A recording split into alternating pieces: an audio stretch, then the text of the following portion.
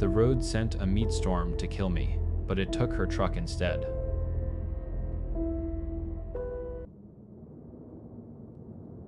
It wasn't rain. The first drop that hit my windshield was thick, brownish red. It didn't splash so much as it splattered, leaving a viscous streak as it slid down the glass. Another hit, then another. Within seconds, a torrent was drumming against the roof of my cab, a downpour the color of rust and old wounds. My rig rocked as the wind picked up, a low moan that vibrated through the chassis. A bolt of lightning, angry and crimson, split the sky and struck a distant mountain peak. The air, which moments before had been dry desert heat, was suddenly thick with the coppery tang of a slaughterhouse. This wasn't a blood rain. That would have been too simple. This was a meat storm. Chunks of something began to fall. They struck the cab with wet, percussive thuds, exploding into gore. I saw a whole fingernail, yellowed and long, smack against the passenger window and stick there for a moment before sliding away. Pale, ropey veins, like discarded threads, rained across the highway, slapping against the asphalt. I didn't even think to turn on the wipers. What would be the point? There was no driving through this. There was no surviving this. I fumbled to shut off the air circulation, but it was already too late. You always smell the decay a second after it's already inside with you. The stench of rot, heavy and sweet, filled my cab, clinging to the back of my throat. From the trailer behind me, through the back wall of the cab, I heard it. A high, thin wail. The thing in my cargo container was sobbing. This was it then, the end of the line. I'd taken this job, driving Route 333, to escape my old life. But you can't run from something without running towards something else. And this storm of flesh and bone was what I'd been hurtling towards all this time. A strange sense of calm washed over me. It would be so easy to just lean the seat back, close my eyes, and wait. My promise to help Zella, the girl from the diner, felt like a memory from another lifetime. The fire I'd felt just days ago was gone, washed out of me by the crimson tide. Because deep down, this was what I truly wanted, an out, a release. I didn't just accept it, I craved it. Across the desert, the pieces got bigger. A leg, still clad in a tattered piece of denim, cartwheeled through the air. A severed ear, pale and waxy, landed on my hood. Fist-sized, gelatinous globs of what I could only assume were organs burst on impact like overripe fruit. THW wump. Something heavy slammed against my windshield. A rotting arm, the fingers all severed at the knuckle, was plastered against the glass, its dead eyes seeming to stare right at me. It slid away, but the damage was done. A spiderweb of cracks radiated out from the point of impact, mirroring the shattered window on my right. Any second now. Then, through the crimson sheets, I saw headlights. Another truck materialized from the storm, flickering in and out of view. Where had it come from? The road had been empty for miles. I should have seen it long before the storm hit. I watched, mesmerized, as the rig slowed to a stop just 100 yards ahead. The driver's side door burst open, and a figure threw itself out into the deluge. What happened next was brutally fast. A sickening pop, like a giant stepping on a tin can. The other truck's cab and engine crumpled inward. The hood, shriveled and bent, burst into flame, only to be instantly extinguished by the downpour. Then the entire freight carrier collapsed on itself, going from three-dimensional to a flat, twisted sheet of metal in less than a second. The whole wreck groaned, teetered, and fell onto its side with a final, metallic scream.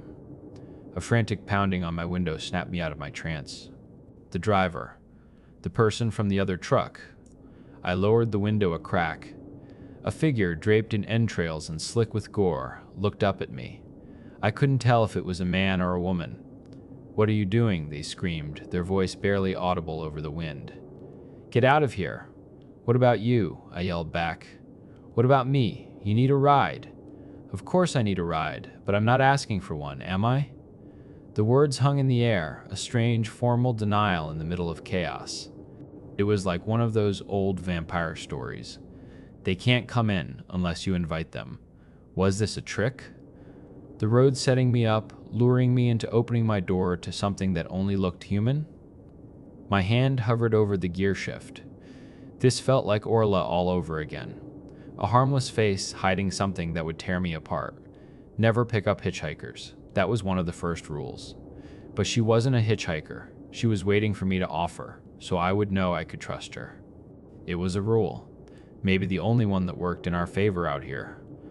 It clicked. "Get in," I screamed, shoving my door open. A wave of blood and viscera washed over me. The trucker scrambled up, clambered over my lap, and collapsed into the passenger seat, slamming the door shut.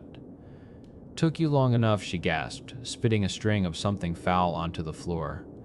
I realized. She wasn't thanking me. She was pounding on the dashboard. "Go, you idiot." Go I went. The tires screamed as we peeled out, heading back the way she'd come, away from the flattened wreck of her life. "It should ease up soon," she said after a minute, her voice ragged. "It got my rig. It should be satisfied." Her eyes landed on my phone, sitting in the cup holder. Her face twisted in disbelief. Are you kidding me? You haven't gotten rid of this? Yet. Before I could react, she snatched it, rolled down her window, and flung my phone out into the storm. "Hey, that's my..." I bit my tongue. She was right. Priorities. We drove on in silence, the only sounds the pounding of the storm and her ragged breathing. Within 10 minutes, the storm began to change. The heavy thud of organs lightened to the wet slap of smaller pieces. Eyeballs and spleens replaced livers and lungs. Eventually, the solid matter stopped falling altogether. The rust-colored rain slowly diluted, fading from crimson to pink to, fading from crimson to pink to, finally, clear water that began to wash the worst of the carnage from my truck. The inside, however, was another story. In the passenger seat, the girl was a nightmare canvas of gore. Sinuous bits of intestine were tangled in her hair, and a pouch of what looked like stomach bile had burst over her shoulder, pooling at her feet. She kept spitting. "It's in my mouth. Gods, it's in my mouth. There's a towel in the..." She didn't wait. She reached back and ripped the top sheet from my sleeper bunk, using it to scrub at her face. I winced, but said nothing. She'd just lost everything. She deserved a sheet. Then she ripped off the blanket and pillowcases too. "Okay," I said, my patience fraying. "I seriously just offered you a... What kind of moron uses their phone out here?" She seethed, wiping a chunk of flesh from her cheek. "You owe me a truck, by the way. You're lucky I was close enough to take the hit for your stupidity." "Well, you're lucky I was here to pick you up," I shot back. "I wouldn't have needed picking up if you hadn't been on your phone. It was the only way to get rid of the highway patrol. You were speeding too?" I sucked in a deep breath, the stench of our shared trauma making me gag. We were strangers, covered in the remains of other people, having just survived the impossible, and we were already at each other's throats. "Pull over," she said, her voice suddenly small. I eased the rig onto the shoulder. She threw her door open and retched violently onto the gravel. When she was done, she wiped her mouth on her sleeve and slumped back in her seat. "Okay, go. 1 second." I leaned out my own window and was sick myself. We took turns for a few minutes, a silent, disgusting truce, before setting off again into the eerie, freshly washed landscape. "There's showers in the next town," she said, wringing out her gore-matted hair onto my floor mats. "Just past that ridge. I've driven this stretch before. There's no town for 100 miles. Not for you, there isn't. Where do you think I came from? I'm lane-locked. We're moving at my speed now." She saw the confusion on my face. "Gods, don't you know anything? If we weren't, any lane-locked driver could just hitch a ride back to the start with a faster rig. The road doesn't make it that easy. I was in that town an hour ago. It made a twisted sort of sense. It also explained why I hadn't seen her rig until she was right on top of me. We had been driving the same road, but in different realities. The farther we drove, the more alien the landscape became. Mountains I recognized on the horizon were smaller, warped, hours away instead of minutes. And then I saw them. Other cars. Jeeps and minivans heading in the opposite direction, filled with smiling families and laughing couples. The other drivers had told me this would happen eventually, that the road would start to fill in with phantoms of normal traffic. I'd always imagined it being months from now. After seeing nothing but empty asphalt for so long, The sight of them was more terrifying than the loneliness had ever been. "You're new, aren't you?" the girl asked, her voice softer now. "This is all still fresh for you." "It is. I'm Lyra. Corvin." "Well, Corvin," she said, her tone hardening again, "you're the first real person I've spoken to in a year, and you've done a fine job reminding me why I hope you're the last." "I really am sorry about your truck," I said. "Does Silas know about you?" "He probably thinks I'm dead." "Hand me the radio?" Lyra felt around in the puddle at her feet. She pulled out the handheld unit, dripping with bile and blood. She clicked the power switch. Nothing.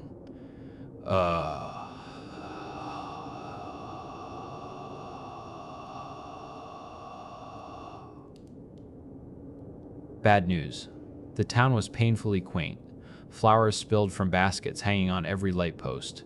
A farmer's market was in full swing in a park square, filled with running children whose laughter sounded disturbingly real. And best of all, a truck stop with showers. After my last experience at Zella's Diner, I'd sworn off using any facilities on this road. But today, some rules had to be broken. I stood under the scalding water for an hour, scrubbing bits of gristle from under my fingernails and washing my hair until my scalp was raw. Even when I was clean, I could still smell the phantom stench of decay. Lyra had used all my spare clothes to wipe herself down, so I bought the only thing they had left, in the convenience store, an XXL t-shirt that said, "I burr." A few minutes later, Lyra emerged from the women's side. "You're staring," she said. I was. "You look different. Different than when I was covered in human secretions?" "Yeah, I'd hope so." She looked me up and down. "You look about the same." She stalked off before I could think of a reply. What I didn't say was why I was staring. Cleaned up, with her dark hair and sharp features, Lyra looked undeniably like Orla. A punch to the gut. I had finally stopped seeing my ex-girlfriend's face in every shadow, and here she was again, served up by the road. Route 333 wasn't just dangerous, it was cruel. I spent the next 3 hours scrubbing out my cab. By sunset, it was mostly clean, but the smell of death was baked into the upholstery. It was my new air freshener. Lyra reappeared as dusk settled, leaning against the side of my trailer. She couldn't be much older than me. "There's a motel down the street," she said, not looking at me. "It's on the main road, so it's allowed. Stayed there all week. Cleaner than that bunk of yours, and some of these towns, they change after dark." "How long have you been stuck out here?" I asked quietly. Her expression shuddered. "Go take another shower. You still reek." She marched away without another word. "You still reek." She marched away without another word. Before I followed, I stopped at the back of my trailer, at the heavy, blood-spattered cargo doors. "Sorry about today," I whispered to the metal. "I'm sure you didn't ask for that. I suspect you didn't ask to be in here, either." A soft sniffle from inside was the only reply. "Do you want to come out?" Silence. That night, I slept better than I had since I'd started this job. Any other time, I would have been a wreck, convinced the faceless man could get into a motel room. But I'd been ready to die just hours earlier. What was there to be afraid of now? I woke rested, something I hadn't felt in months. I grabbed a waxy apple from the Continental breakfast bar and went outside, watching the sun paint the clouds in shades of pink and orange. It's funny how sunrises and sunsets look almost identical. The only real difference is the direction you're facing. Corvin. I spun around. Silas, my boss. He was waving at me from the mouth of an alley just across the parking lot, his face a mask of exhaustion and relief. I blinked. "You're okay," he said, taking a step forward but not leaving the alley. "We lost you on comms. We thought, I came straight here, drove all night." I blinked again. He held up a radio. "Gloria, we found him. He's all right. He's in Lyra's town. Corvin, come here. Tell her you're okay." I just tilted my head, studying him. I walked to the edge of the motel parking lot, to the invisible line where the main road ended and the side street began. "I'm good," I said. "We made it. She can't hear you from there. Here." He offered the radio, his hand extended over the threshold of the alley. I didn't move. "Corvin, take it." "Lucky you found me," I said flatly. "Tell me about it." None of the other drivers knew where you'd gone. They said I was crazy to look, but I had a hunch. The cargo is okay? Cargo's fine. Lyra's rig is gone though. We'll sort that out. You and I can take your truck back. She can have my car. Come on, I'll show you. He gestured for me to follow him down the dark alley. I stayed put. What is it? I asked. Sorry? The thing in my trailer. The living thing. What is it, and why do you want it so badly? Corvin, I don't know what you don't. The Orla clone in my cab was more convincing than you are. I might make stupid mistakes, but I'm not a complete idiot. For a split second, the thing wearing Silas's face looked genuinely offended. Then, its expression melted away. The friendly, concerned mask dissolved into a sneer of pure, cold loathing I'd never seen on the real Silas. It doesn't belong to you, Stone Dweller. No, I agreed. But I don't think it belongs to you either. And the difference between us is, I can take it wherever I want. You can't leave that side street, can you? It scowled, its silence a confirmation. Try better next time, I said. We will devour your soul. Maybe, I said, turning my back on it. But not today. I found Lyra behind my trailer. She was just standing there, arms crossed, as if she'd been waiting for me. Don't, she said. Don't what? You're a terrible liar. I know what you're thinking about doing. It's not worth it. You know what's inside? She shoved her hands in her pockets. Management is awful. I knew Silas. He was the worst of them. But that doesn't mean whatever's in your trailer isn't dangerous. Sometimes terrible people are in charge of necessary things. What if we're the ones hurting it? I asked, my voice low. What if I'm the only one who can help? You got a savior complex or something? That's not. When I got in your truck, you were just sitting there. You looked like you were waiting to die. Maybe just focus on keeping yourself alive for a while, okay? How could I explain it to her? That was the entire problem. When it was just me, alone, with nothing to fight for, my foot came off the gas. But when someone else, something else needed me, before I could find the words, she just shrugged and walked away. I didn't open the trailer, not that day. But before I climbed back into the cab, I walked to the back and rested my hand on the cool, blood-stained metal. I'll protect you, I whispered. Wherever we're going, whatever happens, I promise you'll make it there. The thing inside gave a soft, hopeful little whimper. The next time a storm came, I would drive right through it.